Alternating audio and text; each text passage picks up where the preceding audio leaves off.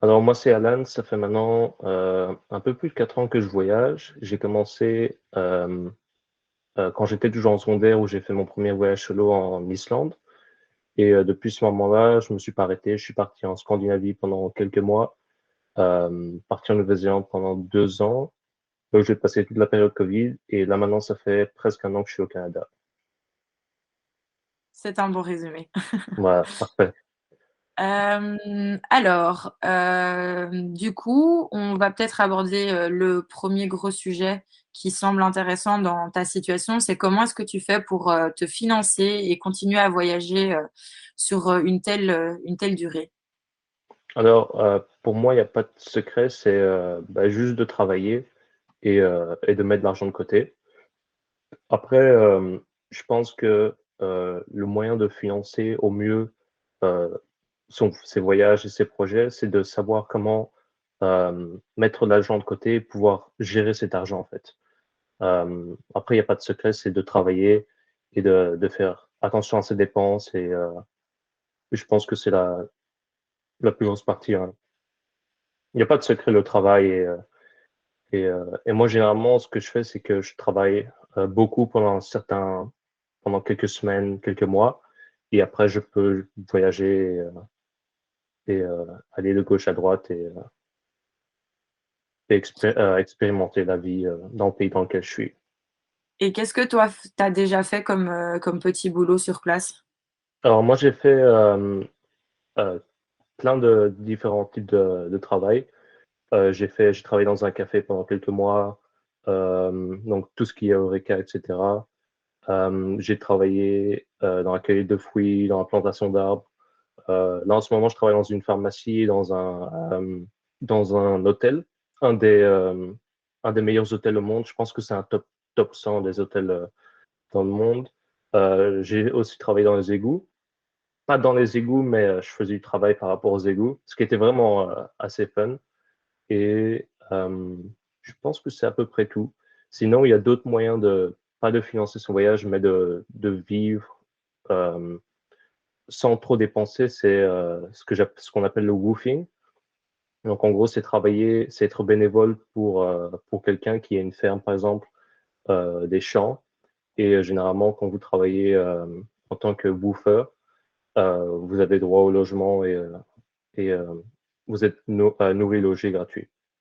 Donc, ça, c'est allez, une bonne, un bon moyen d'expérimenter la vie dans le pays dans lequel vous êtes sans dépenser trop d'argent.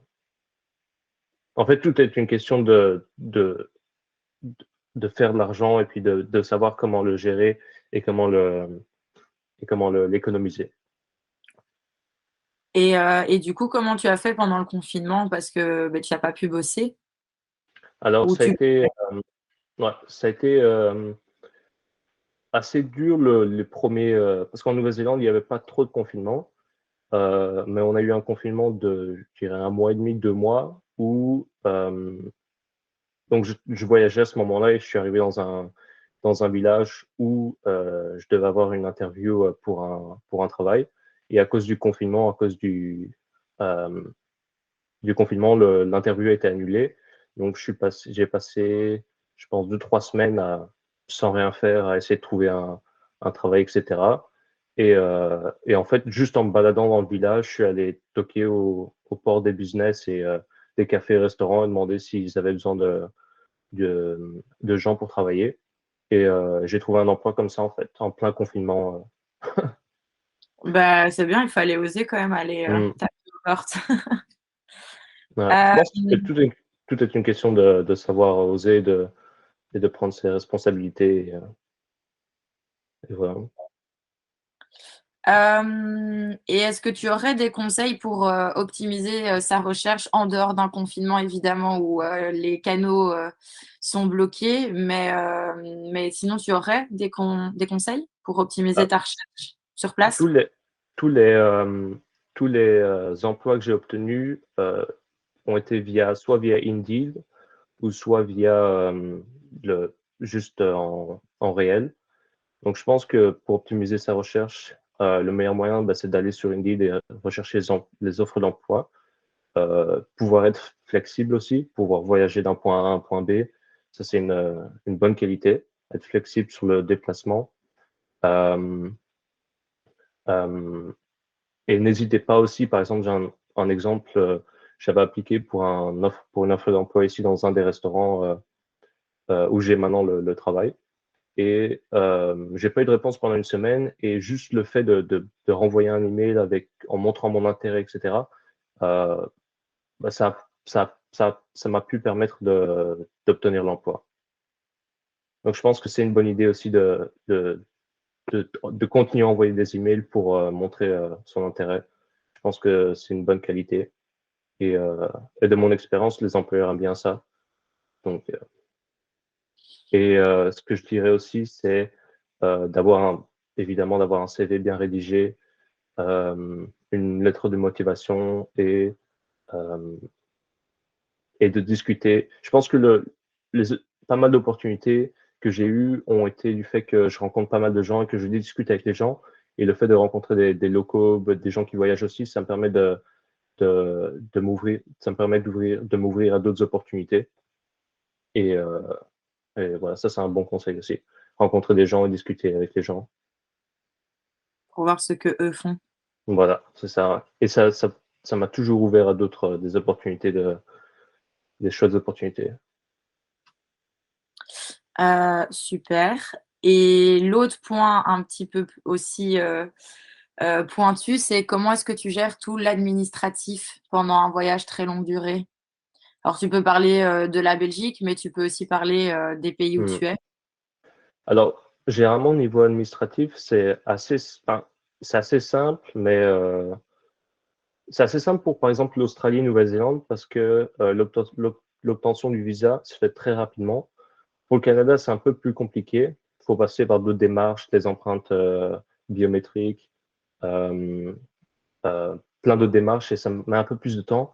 Mais la première chose à faire, c'est d'obtenir son visa. Une fois que le visa est obtenu, bah d'avoir les fonds nécessaires pour pouvoir payer le billet d'avion et aller sur place.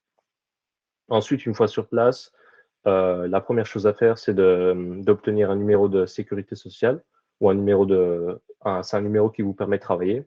Généralement, ça se fait en ligne ou dans un bureau euh, d'immigration.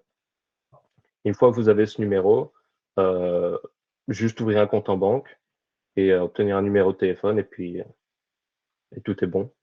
Donc, il n'y a pas vraiment c'est pas vraiment, tout est super, très facile euh, niveau administration. Ça met 2, 3 jours et puis vous êtes prêt à voyager ou à travailler.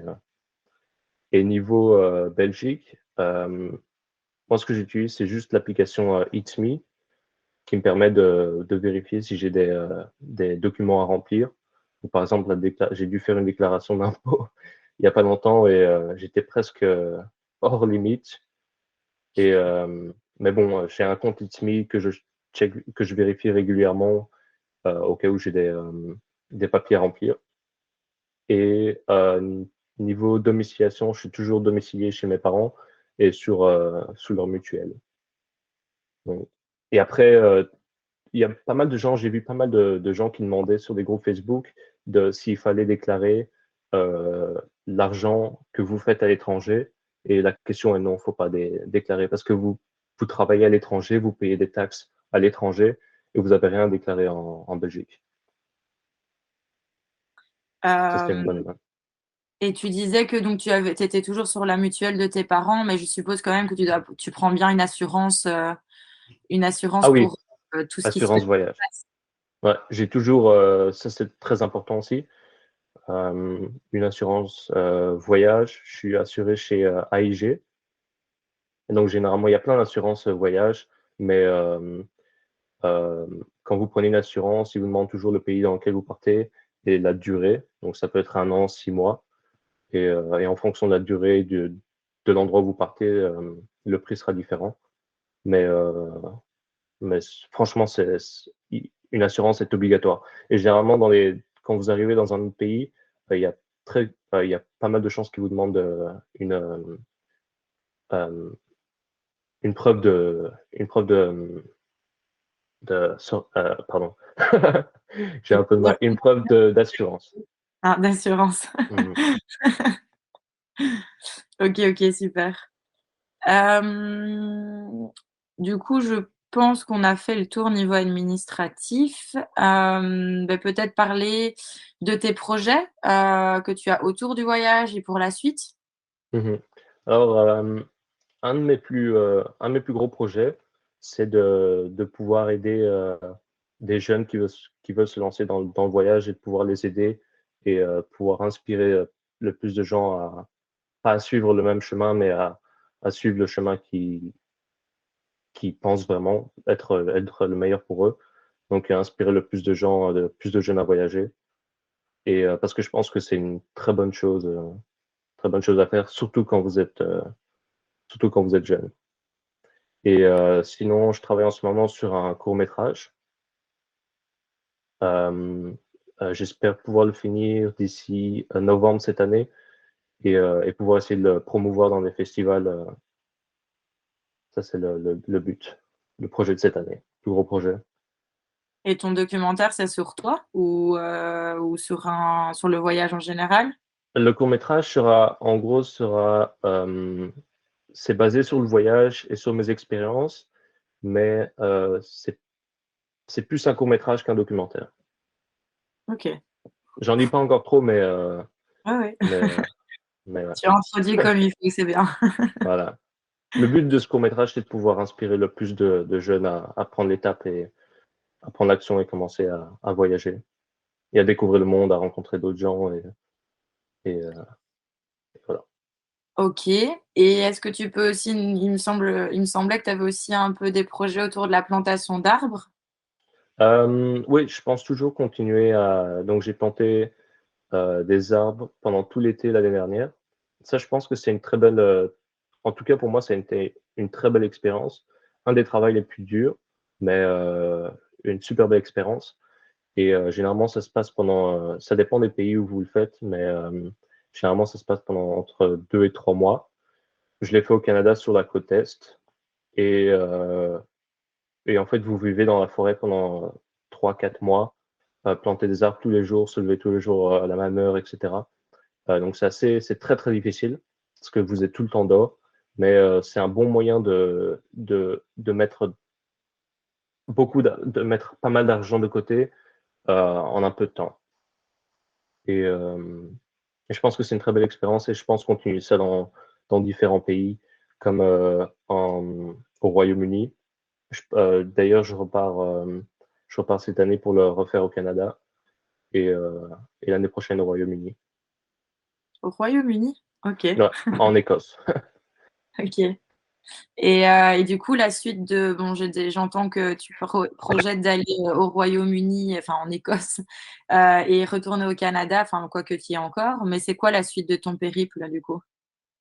Euh, je pense toujours continuer à voyager, en tout cas pour les 5 prochaines années, continuer à parcourir le monde et à découvrir d'autres cultures et créer d'autres projets. Et Et tu as une idée des continents où tu veux aller? Tu veux continuer l'Amérique du Nord ou plutôt aller ailleurs?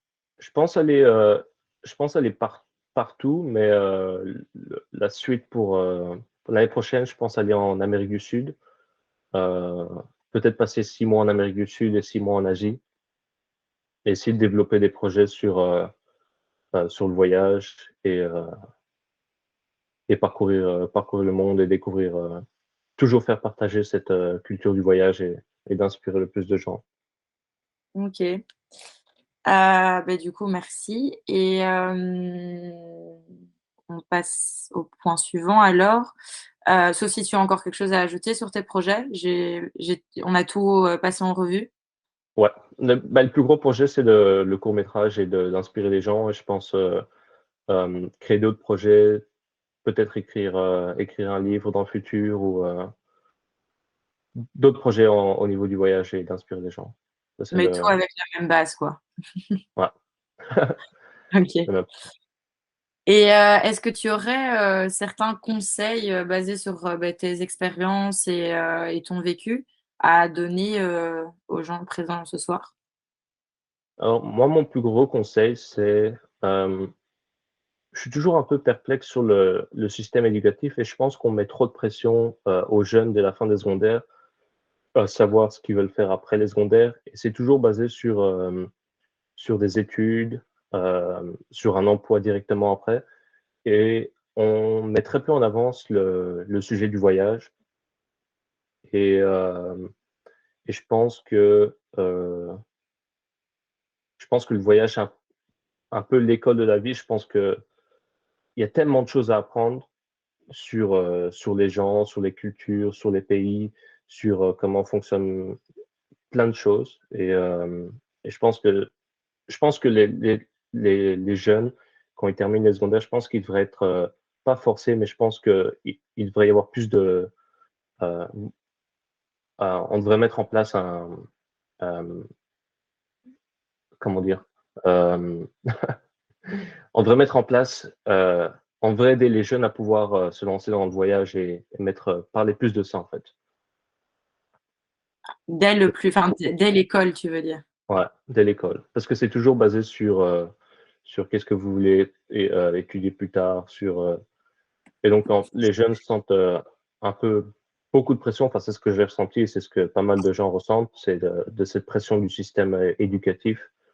Et, euh, et le fait de pouvoir voyager euh, ouvre pas mal les yeux sur ce sujet-là et sur plein d'autres sujets. Donc, ça, Ok. c'est un de mes conseils.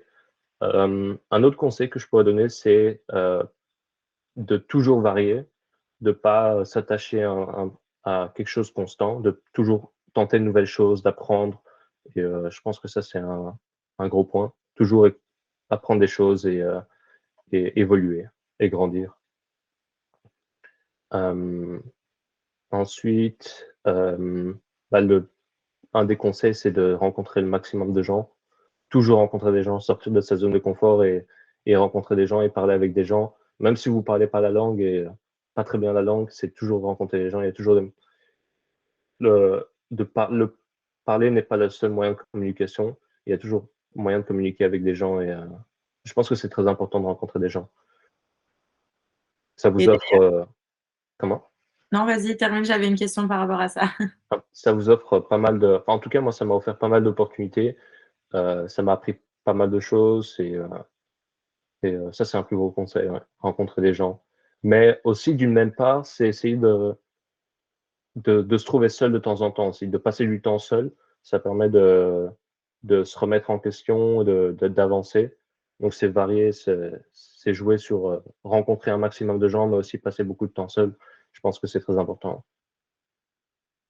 Et du coup, parce que tu parlais de la langue, quand tu es arrivé au tout début, tu as commencé par la Nouvelle-Zélande ou d'abord c'était la Nouvelle-Zélande, non? Ouais, Nouvelle-Zélande, ouais. tu parlais déjà anglais? Euh, L'anglais scolaire qui est vraiment pas bon. On Et a ça a été l'acclimatation avec Ah la non, pas langue? du tout. Non, pas du tout. Non. Ah non, non, honnêtement, non, ça a été difficile. Ça a été difficile. Au début, je comprenais pas ce que les gens me disaient et je parlais pas parce que je savais pas comment faire une phrase. Je connaissais juste le basique, ce qu'on apprend à l'école, qui est allez, bonjour, est-ce que je pourrais avoir un café, etc. Merci, bonne soirée. Mais non, sinon, au début, quand je suis arrivé en Nouvelle-Zélande, j'étais complètement perdu, je comprenais pas et surtout que c'est un accent assez difficile. Mhm. Mais, Ouais. mais non, et allez, c'est très difficile. Enfin, c'est très difficile. Non, c'est difficile, mais ça met du temps, mais ça avance très vite en fait. Quand vous voulez apprendre, parce que je voulais vraiment améliorer mon anglais, et je m'étais dit, bah, il faut que j'améliore, etc. Et au fur et à mesure, en rencontrant des gens, des locaux, etc., en évitant les francophones, ça m'a permis d'améliorer vachement mon anglais. Et tu t'es basé aussi, est-ce que tu as fait des cours ou est-ce que tu t'es basé sur, tu as fait des exercices? Rien, tu as tout fait à l'oral, à l'oral? Ouais, tout à l'oral. Ouais. Je pense que le meilleur cours à faire, c'est le pratique directement. Ah oui, oui, Le c'est pratique. sûr, mais avoir une base souvent peut-être théorique et grammaticale, ça peut aider. Du coup, mais Mm. c'est encore mieux que que ça se soit bien passé Ouais. sans ça, enfin. Parce que quand vous, le truc, c'est que quand vous parlez aux gens et que vous êtes directement dans le pratique, enfin, on apprend la théorie en même temps. Par exemple, allez, je fais une phrase et je fais une faute, ben, quelqu'un va me corriger. Et en fait, je vais apprendre la théorie en pratiquant. Et ça, par exemple, en écrivant aussi. Maintenant, on a, on a des correcteurs automatiques, etc. Donc, c'est très, très, très facile d'apprendre. Parce que si je fais une faute en tapant, ben, je vois directement, ah, tiens, c'est une faute. Et du coup, j'apprends automatiquement, inconsciemment, sur la faute que j'ai faite. Et, donc, c'est très facile d'apprendre maintenant. Il y a plein d'outils, des applications pour apprendre les langues, etc. Et très, très facile. Et est-ce que tu avais encore d'autres conseils à nous donner ce soir? Euh, alors, moi, j'ai un autre conseil. Ah, ça, c'est seulement mon avis, mais je suis contre les organismes de voyage. Donc, les organismes qui vous, qui vous proposent bah, de partir en voyage, etc. et qui vous organisent tout. Je suis un peu contre parce que euh, je pense que ça vous offre beaucoup plus de possibilités d'organiser votre voyage vous-même, dans le sens où si vous organisez tout vous-même, vous allez apprendre sur bah, comment organiser votre voyage, vous êtes beaucoup plus indépendant, vous allez avoir le contrôle de tout votre voyage. Et généralement, quand vous partez avec un organisme, il vous offre, enfin, il vous organise le voyage retour. Et ça, c'est un truc que je conseille aussi, c'est de pas prendre de voyage retour. Parce que tout change très, très rapidement. Et vous pouvez partir en vous disant, ben, je vais partir 6 mois. Et au final, après 6 mois, ben, non, vous avez rencontré d'autres gens, vous êtes ouvert à d'autres opportunités. Et au final, vous allez rester. Et puis, si vous avez déjà un trajet retour, ben, ça vous fait perdre de l'argent. Et puis, ça met une pression. Et donc, non, mon conseil, ce serait d'éviter les organismes de voyage et de s'informer par soi-même sur Internet. Voilà. Après, je ne Ok. suis pas d'organisme de voyage, mais Ouais, non, j'allais dire, en plus, il vaudrait mieux pas parce que bon, on travaille quand même avec pas mal d'organismes de hmm, voyage qui proposent des chouettes projets pour les jeunes. Voilà, il y a pas que des organismes qui te mettent un début et une fin, il y a des hmm, organismes qui t'ouvrent aussi des possibilités. ouais. Mais voilà, c'est ton opinion en soi et il n'y a pas de souci. Est-ce que tu avais d'autres conseils encore à donner? J'ai aussi, ça c'est un petit point philosophique, c'est que je dis souvent que la vie, c'est comme une rivière.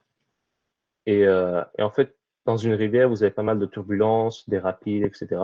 Et la vie, c'est un peu la même chose. Il y a des moments de haut, de bas. Et j'imagine toujours moi-même sur une rivière, à flotter. Et en fait, le problème, c'est que quand vous êtes sur une rivière, le temps, c'est comme le débit de la rivière, en fait. Vous pouvez pas l'arrêter, vous pouvez pas vous arrêter sur une rivière, c'est à flot constant. Et c'est comme le temps, vous pouvez pas l'arrêter. Le temps passe très, très vite. Et, euh, et en fait, le fait de voir la vie comme une rivière, c'est dès que vous voyez une opportunité sur votre chemin, c'est d'essayer de la prendre et de vous diriger vers elle. Et ça peut être dur, comme dans une rivière, vous avez pas mal de rapides. Donc, se diriger vers une opportunité spécifique, ben, ça veut dire traverser un rapide, donc traverser un moment assez difficile. Et donc, voilà.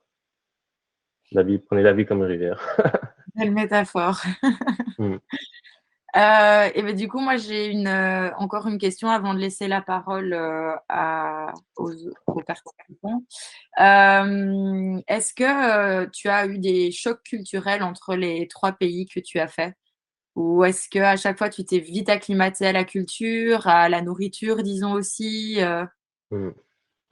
Euh, c'est clair que, il y a des chocs culturels, mais après, je pense que c'est un autre conseil aussi que je pourrais donner, c'est de s'adapter, de changer son comportement en fonction des gens avec lesquels vous êtes ou en fonction du pays dans lequel vous êtes. Vous, allez, je me comporte pas de la même façon à Bruxelles ou en Belgique que si je suis ici dans un petit village où il y a pas mal de locaux, etc. Je fais attention et je me comporte bien, je respecte la culture. Et je pense que ça, c'est un gros point aussi, c'est de, de, de s'acclimatiser, euh, S'acclimater. s'acclimater à la culture où vous êtes. Mais Ok. non, sinon, j'ai pas ressenti beaucoup choc culturel. C'est clair qu'il y a des moments où j'ai ressenti un peu le mal du pays, mais à chaque fois, je me suis dit, enfin, c'est un truc qui est facile à pas. Ça peut être difficile, c'est des moments qui arrivent, mais, quand vous vous rappelez de où vous êtes, de ce que vous faites, ça passe au-dessus en fait. Ça passe en dessous. Ouais. OK. Eh bien, merci. Est-ce que tu as encore quelque chose dont tu voudrais parler avant qu'on te pose des questions? S'il y a des questions, évidemment. Non, pas. Bah, le seul truc, c'est que s'il y a des gens qui sont intéressés à partir en voyage, n'hésitez pas à me. Moi, ça me fait plaisir d'aider les gens à commencer à prendre l'action de commencer à voyager, même aider niveau administratif ou quoi. Ça me, ça me fait plaisir. Ça, Donc, c'est gentil. ouais, c'est mon but. Heu, Donc, Est-ce que du coup, il y a des questions? Vous pouvez activer votre micro ou lever la main ou les poser dans le chat si vous n'avez pas de micro. Je m'adresse surtout à ceux que je ne vois pas, je ne vois juste pas parce que les caméras sont pas activées. Je suppose que s'il ne se passe rien, c'est qu'il n'y a pas de questions. Non. il y a. Mais donc, Alan, j'ai l'impression que tu perds un peu ton français, non? C'est vrai que ça se perd pas mal parce que je parle tout le temps anglais et donc le fait de parler français, je trouve, j'ai besoin de chercher mes mots de temps en temps vu que je réfléchis en anglais. Il y a des moments où c'est marrant parce que je dois traduire une phrase en anglais en français. Voilà. Donc, Mais en plus, tu as un accent anglais maintenant, tu vois? Tu as vraiment un vrai accent aussi. mm. C'est vrai que c'est ce qu'on m'a dit quand j'étais rentré, parce que je suis allé chercher mon diplôme, mon CESS à l'école 3 ans après.